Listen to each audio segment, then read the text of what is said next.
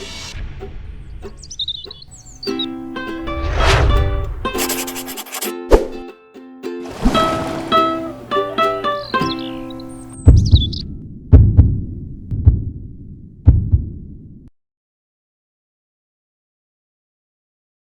noite a todas e a todos.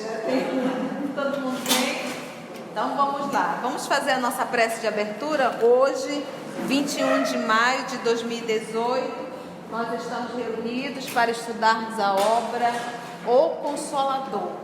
É um livro que inicia falando da ciência como um todo, né? A ciência... Nós fizemos a química e agora devemos finalizar a química hoje. Vamos adentrar já na ciência, a física. É um livro de perguntas e respostas, formulado por um grupo de irmãos espíritas, as perguntas e as respostas dadas através do médico Francisco Cândido Xavier, e o Espírito é o Espírito Emmanuel. Tá? Um livro de extrema necessidade para o nosso movimento espírita. Vamos fazer a nossa prece de abertura? Divino amigo Jesus, queridos amigos espirituais, trabalhadores dessa atividade em particular, nosso guia espiritual, nosso anjo da guarda, atento com a nossa encarnação, reunidos estamos, Senhor, para o estudo da obra O Consolador. Nós te pedimos a permissão para esse trabalho.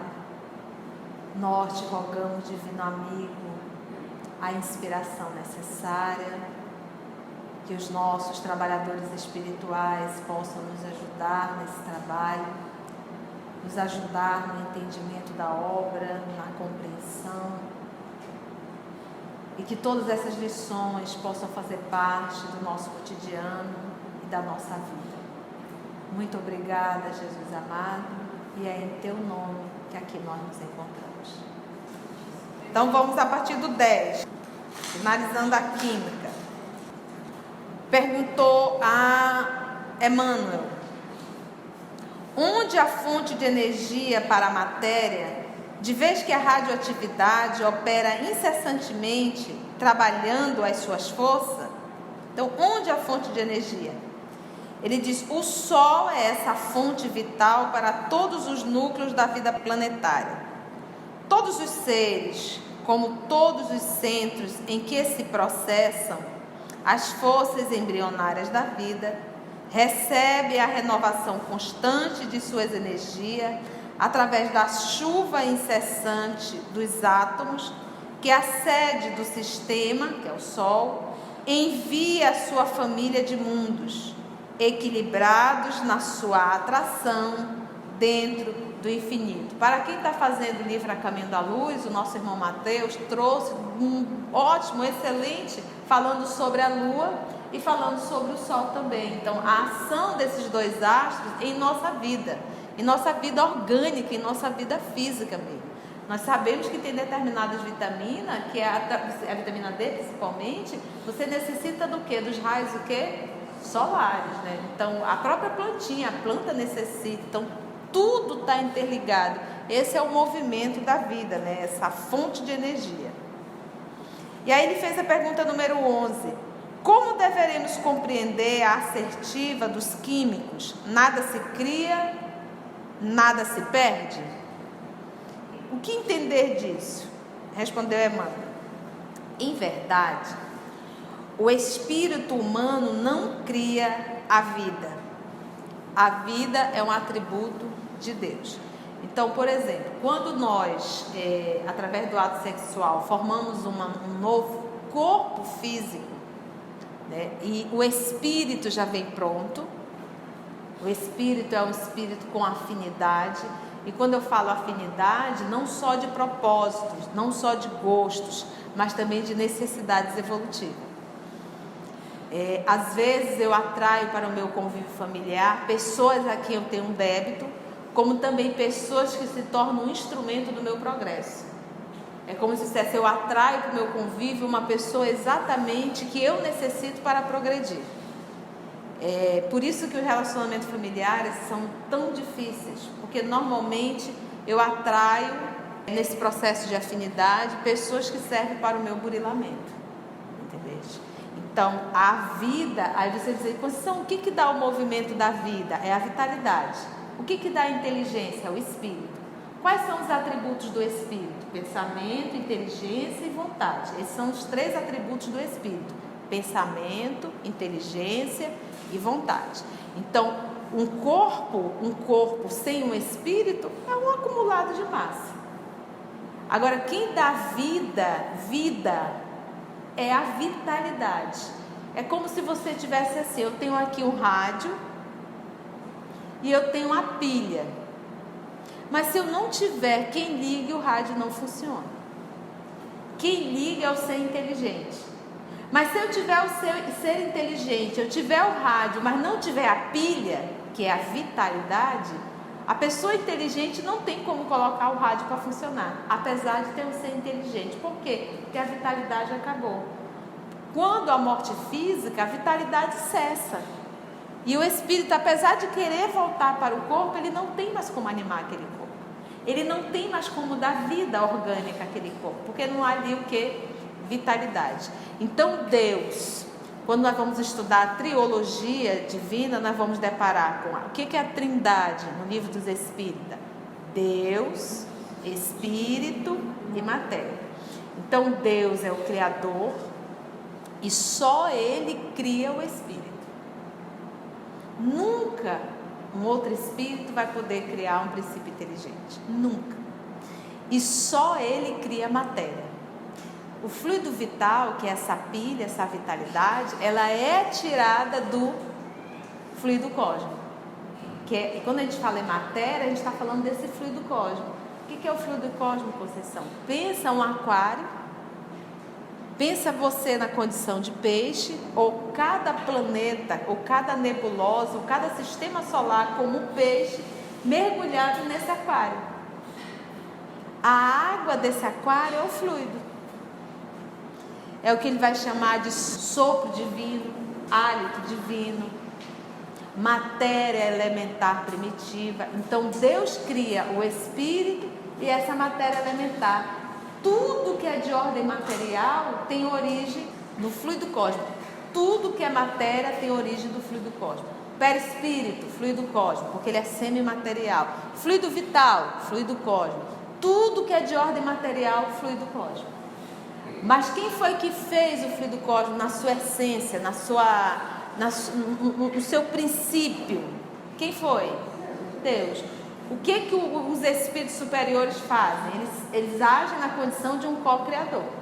Então, quando se fala em vida, só quem a dá é quem? Deus. Então, como deveremos compreender a assertiva dos químicos? Nada se cria e nada se perde. Nada se cria e nada se perde. Ele diz, em verdade, o espírito humano não cria a vida. A vida é um atributo de Deus, só Ele cria. Fonte da criação infinita e incessante. Contudo, se o homem não pode criar o fluido da vida, qual é o fluido da vida? Fluido, exatamente, que é o que ele vai chamar, lembra lá na metáfora, na simbologia de Adão e Eva? São duas coisas bem distintas. Deus criou o homem do barro. E para ele dar vida, o que ele fez? Sopro divino. Então ele coloca duas coisas distintas. A matéria vem da matéria, mas o espírito não vem da matéria. O homem, ele vai atuar no fluido, mas ele nunca vai poder criar um espírito. Por isso que é essa trindade universal: Deus, Espírito e matéria. Deus, o Criador, Ele cria o Espírito e só Ele cria a matéria. A matéria elementar, primitiva, primeira. O que o homem faz? Por exemplo, quando a gente está estudando uma molécula, subentendia que uma molécula é o princípio de tudo. Não, o que diz o livro dos Espíritos? Uma molécula ela já é uma transformação do fluido elementar. Ela não é o princípio. Quark, né, também não é o princípio. Então ele diz, se o homem não pode criar o fluido da vida, nada se perde da obra de Deus em torno dele. Porque todas as substâncias se transformam na evolução para mais alto. Então olha só, nada se perde da obra de Deus em torno dele. Porque, por exemplo, vamos pegar o próprio planeta Terra. A água que nós estamos bebendo aqui, ela está aqui há quantos bilhões de anos? Porque tudo é aqui dentro. Então essa água está no processo de reciclagem. Tudo é reciclável, nada se perde. O próprio planeta Terra, quando ele chegar no período, daqui a alguns bilhões de anos, que não houver mais necessidade de ter espírito encarnado aqui, o que vai acontecer com ele? Ele vai o quê? Virar poeira novamente, para ajudar a formar. É isso que eu ia falar, outros mundos, que ele vira poeira cósmica novamente. Então tudo é o que? Reaproveitado. Vamos para 12? Em face da exatidão com que se efetuam as combinações naturais da química orgânica, como entender diversas expressões da natureza em seus primórdios, nos seus princípios? Química orgânica, quem lembra? É o segmento da disciplina, né, responsável pelo estudo dos compostos de carbono. Organismo, né, corpo. Em face da exatidão com que se efetuam as combinações naturais da química orgânica, como entender as diversas expressões da natureza em seus primórdios? Vamos ver aqui essa resposta. As expressões diversas da natureza terrestre, em suas primitivas agregações moleculares, isso aqui tudo é Emmanuel, viu? Será que o homem manja? Química, física, filosofia, biologia, abordando tudo. Porque o que acontece, meus irmãos? Uma das características do espírito superior é ele ter esse conhecimento mesmo, conhecimento geral. Então não existe um espírito superior que só entende disso. Pois quando você pega um Cristo, é um espírito puro, esse entende de tudo e até do que a gente nem imagina, que a gente nem consegue imaginar. Se a gente acha que a vida se resume a química, física, biologia e astronomia, tem informações que a gente nem consegue imaginar. Então quando você vai para a escola, que o professor dá lá uma matéria e você diz assim, não sei para que eu estou estudando isso não vai servir para nada, doce ilusão. Se queres um dia ser um espírito superior, terás que ter esse conhecimento, porque faz parte. É o equilíbrio entre a sabedoria e a moral, a inteligência e a moral. Então precisaremos sim conhecer tudo isso e mais um pouco que a gente nem imagina. E o conhecimento, ele é infinito. Você imagina Jesus reunido para a formação desse planeta? As expressões diversas da natureza terrestre, em suas primitivas agregações, primitivas de primeiras, tá? Agregações moleculares, obedeceram ao pensamento divino. Esse divino aí está com D minúsculo, prepostos de Jesus. Então o que ele está falando aí? Lembra que quem é o co-criador do planeta? Quem é o co-criador? Jesus. Deus fornece a matéria elementar primitiva, mas Jesus que trabalhou na formação do planeta Terra. Ele que fez todo esse trabalho, todo esse movimento. Por isso, quando nós vamos estudar em Gênesis de Moisés, o que está lá?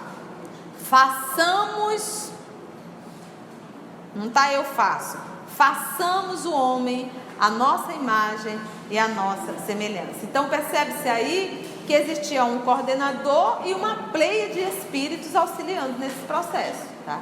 E tem que ser assim, gente, ninguém faz nada só. Até nesse processo de ter alguém que é um líder e alguém que auxilia, quem está auxiliando um dia vai ser líder. Mas ele precisa treinar, ele precisa aprender, ele precisa ver como é que faz. Como é que você vai aprender cozinha se você nunca for para a cozinha? Se você não for auxiliar? Como é que você vai ser engenheiro se você nunca esteve estagiando como?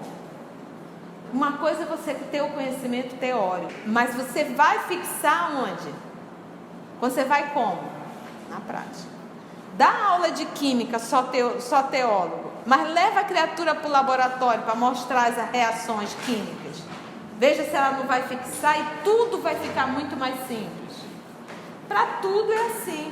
A mesma lição é de ordem moral. Nós temos aqui a teoria, mas é na prática que nós vamos fixar as lições. Precisamos ir para a prática e sair só da teoria. E a prática, viver o Evangelho do nosso Senhor Jesus, é constante. Vamos cair algumas horas? Vamos, porque nós somos espíritos já viciados.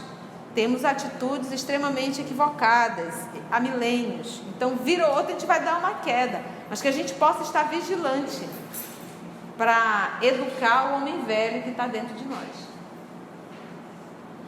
Então, ele diz: pensamento divino dos prepostos de Jesus, quando nas manifestações iniciais da vida sobre a crosta do orbe. Qual foi a primeira vida a vir ao planeta Terra? Quem lembra? Quem está? Exatamente, o protoplasma. Então tudo aí já era ação desses irmãos trabalhando em nome do Senhor, junto com o nosso Senhor. A química fala das reações, mas as reações já é um resultado. Parece assim que é o início, mas não é o início. Olha, isso aqui se originou disso, sim, mas que força atraiu isso para isso? Quem que deu essa diretriz para esse oxigênio fazer isso, para o hidrogênio fazer isso, para o carbono fazer isso? Entendeu? É isso que eles estão querendo falar aqui também. Remontando a essas origens profundas, lá do início da formação do planeta, podeis observar então o esforço dos espíritos sábios do plano invisível na manipulação dos valores da química biológica nos primórdios da vida planetária, a formação dos organismos, estabelecendo a caracterização definitiva dos processos da natureza na fixação das espécies, prevendo todo o mecanismo da evolução no futuro e entregando o seu trabalho às leis da seleção natural que, sob a égide de Jesus, prosseguiriam no aperfeiçoamento da obra terrestre através do tempo. Mais um pouquinho. As forças espirituais organizaram igualmente a atmosfera do mundo? Pergunta de número 13. As forças espirituais, que ainda há pouco ele falou que o quê? Que todo esse processo químico orgânico, ele vai dizer que toda a espiritualidade atuando, trabalhando nesses primórdios, nesse início. Aí eles perguntaram agora, as forças espirituais organizaram igualmente a atmosfera do mundo? Da parte orgânica eles trabalharam, beleza. E a atmosfera? Isso é indubitável. A inteligência com que foram dispostos os elementos do cenário para o desenvolvimento da vida no planeta, vô-lo comprova. A algumas dezenas de quilômetros foram colocados os revestimentos do ozônio, destinados a filtrar os raios solares. Lembra, gente, durante muito tempo, olha as camadas de ozônio, está tendo buracos, lembra disso? Essa camada de ozônio, e aí? Foi, não, veio do nada assim, está aí portado, ninguém... Então você percebe que existe uma inteligência por detrás de tudo isso, cuidando detalhadamente de tudo. Então não foi só do organismo, da atmosfera também. Como dizer que tudo isso veio do nada? Tudo isso veio de uma explosão, veio só de reações químicas. Tudo bem, houveram reações químicas, mas quem coordenou, quem comandou, quem dirigiu, quem direcionou? Algumas dezenas de quilômetros foram colocados os revestimentos do ozônio, destinados a filtrar os raios solares, dosando-lhes a natureza para a proteção da vida. Da atmosfera recebeis a maior porcentagem de nutrição para o entretenimento das o quê? das células. E como o nosso escopo não é o de citações eruditas, eu não estou aqui para estar dando show de intelectualidade, diz Emmanuel, nem o de redizer os preceitos científicos do mundo, lembremos de que um homem, na manutenção da sua vida orgânica, ele necessita de regular quantidade de oxigênio, 15 gramas de azoto, alimentar, e 500 gramas de carbono, também o alimentar. O oxigênio é uma dádiva de Deus para todas as criaturas.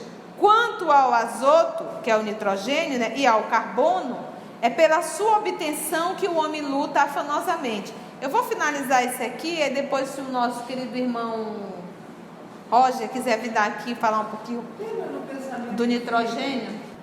É pela sua obtenção que o homem luta afanosamente na terra, que é o trabalho. Recordando-nos a exortação dos textos sagrados ao espírito que faliu: comerás o pão com o suor do teu rosto. O problema básico da nutrição, nessa conta de química, é uma reafirmação da generosidade paterna, do Criador e do estado expiatório em que se encontram as almas reencarnadas ainda neste mundo. 14. Como compreender a afirmativa dos astrônomos relativamente à morte térmica do planeta? Né? É o estado final do universo. O planeta vai acabar? É certo que todo organismo material se transformará um dia, revestindo novas formas. Ou seja, tudo que é matéria tem começo, meio e fim. As energias do Sol, como as forças telúricas de órbita terrestre, serão esgotadas aqui para surgirem noutra parte. Alguns astrônomos calculam a morte térmica do planeta para daqui a 1 milhão de anos aproximadamente. Já se disse, porém, que a vida é o eterno presente. No próprio Gênesis, o Allan Kardec usa um termo: para Deus, o passado e o futuro são presentes. Já se disse, porém, que a vida é o eterno presente. E o nosso primeiro dever, diz Emmanuel, não é o de contar o tempo. Olha, daqui a tantos milhões de anos vai acabar e pronto. Nossa, a função dele não é essa. Demarcando em bases inseguras a duração das obras conhecidamente transitórias. Tudo que é matéria é transitório. Mas o de valorizá-lo como oportunidade sagrada para as edificações definitivas do nosso espírito. Porque o planeta é uma escola, para uns é um hospital, para outros é um manicômio, para outros é uma prisão, as quais são inacessíveis a todas as transformações da matéria, em face do infinito. Nosso irmão Roger quer apresentar alguma coisa? Finalizada a semana passada? Nosso amigo vai apresentar novamente a parte já realmente acadêmica, né? A parte da química, a pergunta de número 10 em diante, tá bom? Nosso irmão Roger, que é engenheiro químico, está dando uma palhinha para a gente. A pergunta número 10 é: onde há fonte de energia para a matéria, e de vez que a radioatividade opera incessantemente trabalhando as suas forças? Então, falar assim para vocês: o calor que nós temos com a luz do sol favorece a ação das enzimas presentes nos vegetais e nos animais, acelerando as reações químicas e as proteínas que eles possuem, né? A energia luminosa do sol também é fundamental. Todo mundo sabe que as plantinhas adoram e precisam da luz do sol.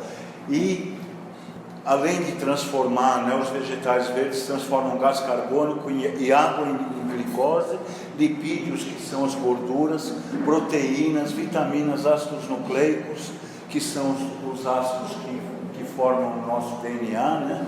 E liberando oxigênio para a atmosfera. O oxigênio que é super importante para nós, né? A luz do corpo humano é essencial para auxiliar a absorção da vitamina D, que a gente agora ficou tão na moda falar que a gente precisa tomar um sol, né? A vitamina D é muito importante para o corpo e a gente precisa tomar um solzinho para melhorar essa absorção. Aliás, a absorção não ocorre se não houver essa radiação, né? Bom, o item 11 é facinho, né? Porque já tinha um químico. Ele fez uma frase que na natureza nada se cria, nada se perde, tudo se transforma. E a gente hoje está tentando um pouquinho mais fazer a reciclagem das coisas, né? Porque a gente consegue reutilizar tudo, muito material que a gente hoje dispensa, a gente consegue reutilizar e a gente reutiliza muito bem, né? Tudo se transforma mesmo. Tem muito estado que usa compostagem, né? Que faz a reutilização da matéria, né? Então é muito importante que a gente compreenda, né, que não está se perdendo nada, a gente está transformando e reutilizando as matérias, né, matéria-prima. Olha aqui, gente, em face da exatidão com que se efetuam as combinações naturais da química orgânica, como entender as diversas expressões da natureza e seus primórdios, né? Olha que maluco, né? Lá no centro da espiral, a gente tem a formação do nosso planeta. Depois a gente viu tudo isso, né? A formação das rochas, que houve a solidificação do magma. Depois a gente vai caminhando mais um pouquinho, tem os primeiros seres, os protozoários. Depois já temos os animais do mar. Esses animais do mar já foram migrando para a terra, as primeiras plantas no planeta, né? Aí os animais saíram do mar e foram para a terra. Animais realmente muito diferentes do que a gente conhece hoje, né? Até chegar hoje, na nossa civilização, os humanoides, né? nas coisas que a gente vê hoje. Da atmosfera, esses são os nomes, né? Troposfera, a estratosfera, a nossa camada de ozônio, que a gente sabe quão necessária que ela é, né? A nossa atmosfera, basicamente, é composta de 70% de nitrogênio e 20% de oxigênio. E o resto são outros gases que a gente chama de gases nobres e gases, vamos dizer, de menor importância, né? Bom, temos a estratosfera, que é logo depois da camada de gases que nos reveste, na mesosfera, que já é lá a parte onde tem os asteroides, né? Termosfera, onde ficam os satélites, e a exosfera já é a camada mais externa do nosso planeta, e onde a gente fica andando de foguete, só de foguete para lá, né? A morte térmica do planeta se refere à morte do nosso Sol, né? Quando o nosso Sol apagar, é um fenômeno que já é observado no universo com os poderosos telescópios que tem, com as modernas tecnologias que tem, o pessoal já consegue ver muitos sóis que já acabaram. São chamadas anãs brancas. O que acontece? Depois de o Sol consumir todo o material que ele tem para consumir, que ele está queimando o material lá, né? As reações lá naquela temperatura são reações tremendamente poderosas. Então aquilo está consumindo aquela matéria. Quando chegar a um determinado estágio, o Sol vai ter uma implosão, ele aumenta de tamanho, gente, e vai abarcar, os cientistas acham que vai abarcar todos os planetas do sistema solar. Ele vai ficar enorme e vai acabar com todo o sistema solar, todos os planetas que estão próximos. Aí, quando ele se tornar uma gigante vermelha, ele fica enorme. Depois ele vira uma anã branca, onde esse material todo que ele está condensado, pela própria ação da gravidade dele mesmo, vai se condensar num planeta que tem uma gravidade excepcional. Vocês sabem, não sei se vocês já leram sobre isso, quando o astrônomo está olhando uma estrela e ele descobre uma anã branca, porque a luz da estrela, a gravidade dessa anã branca é tão poderosa que atrai a luz da estrela, desviando-a. Então, quando o astrônomo está olhando a estrela num determinado lugar, na verdade a estrela está em outro. porque a gravidade da anã branca é tão forte que desvia a luz. Pois é, como se fosse um... Então, por exemplo, a anã branca, em determinadas posições, o cara vai olhar uma determinada estrela, um determinado corpo celeste. Quando ele sabe que tem uma anã branca perto, a posição dessa estrela é adulterada, porque a gravidade da anã branca é tão forte que desvia a luz. Outro ponto característico desses pontos, né, é que é um ponto negro. Sabe por quê? A gravidade é tão forte que a luz não escapa. Como que a gente enxerga, né? A gente enxerga porque a luz bate na parede e reflete nos nossos olhos, né? Então você imagina que existe uma anã branca entre eu e a parede. Então o que aconteceria? A anã branca teria uma gravidade tão forte que ia puxar a luz que refletiu da parede e ia absorver essa luz. Então eu ia olhar, não ia conseguir enxergar a parede. Então como que eles descobrem isso?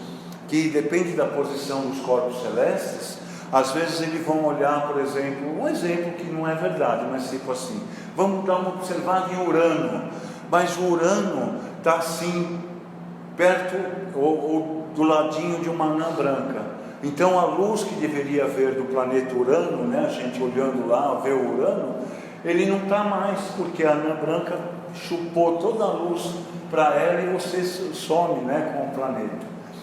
Isso eles também observam, que esses corpos celestes muito distantes, às vezes eles mudam de posição, justamente pelo fenômeno dessas estrelas conseguirem desviar a luz, né, que eles refletem.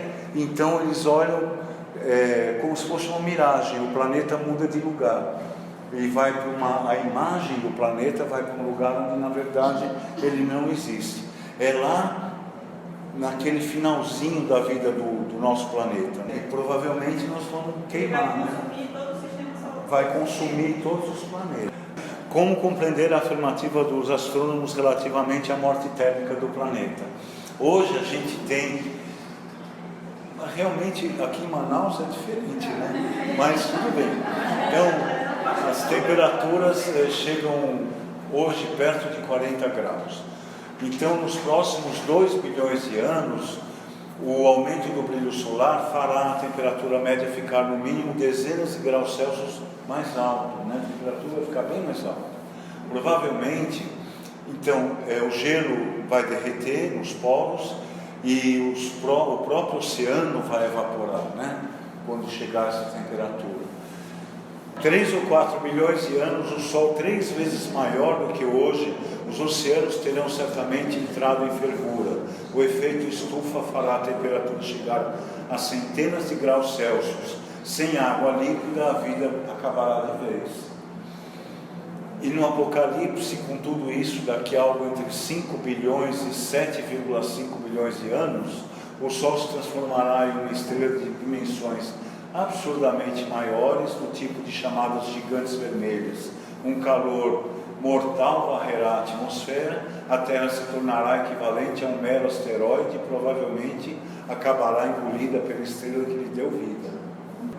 Então agradecemos a Jesus por mais essa atividade e até o nosso próximo encontro, se Deus assim nos permitir.